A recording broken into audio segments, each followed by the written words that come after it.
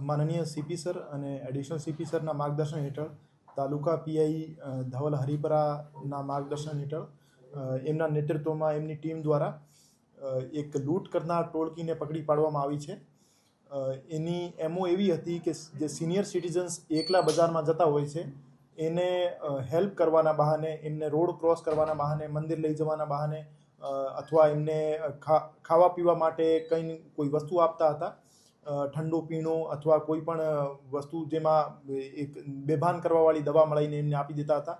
અને જ્યારે એ બેભાન થઈ જાય ત્યારે એમના પાસેથી જે કિંમતી દાગીના અને કિંમતી વસ્તુઓ જે હતી એમની લૂંટ કરવામાં આવતી હતી. તો આ ટોળકીમાં એક મેલ અને એક ફિમેલ બંને પતિ પત્ની છે, આ સામેલ છે.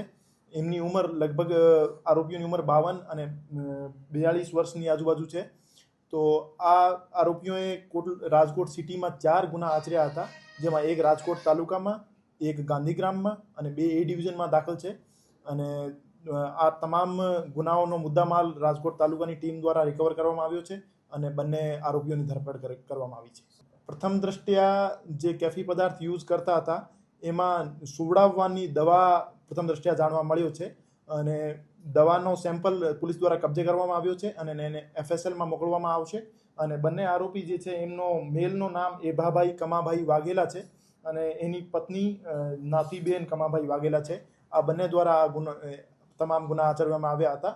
અને જે બંને આરોપીઓ છે એને સ્પેસિફિકલી જે સિનિયર સિટીઝન્સ છે અને જે મહિલાઓ છે, વૃદ્ધ મહિલાઓ, એમને ટાર્ગેટ કરવામાં આવ્યા છે. મેડિકલ સ્ટોરથી જ લાવતા. હું તમામ લોકોને અપીલ કરવા માંગુ છું કે જ્યારે પણ તમારે ઘરના સિનિયર સિટીઝન્સ એકલા બહાર જાય છે ત્યારે એમને આ બાબતની સમજણ આપવી કે આ એમોથી ગુના થઈ રહ્યા છે.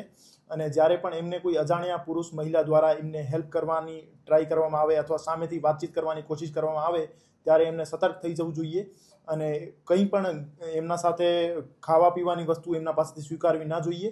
અને કોઈ પણ એવો બનાવ બનવાની શક્યતા જણાઈ આવે તો 100 નંબર ઉપર પોલીસને તાત્કાલિક જાણ કરવામાં આવે. કેટલાની લૂંટ ચલાવવામાં આવી છે? ટોટલ 4 ગુનામાં એમના પાસેથી 2,22,900નો મુદ્દામાલ કબજે કરવામાં આવ્યો છે. એમના વિરુદ્ધ 4 ગુના દાખલ થયેલા છે, એક ગાંધીગ્રામમાં, 2 એ ડિવિઝનમાં અને એક રાજકોટ તાલુકા.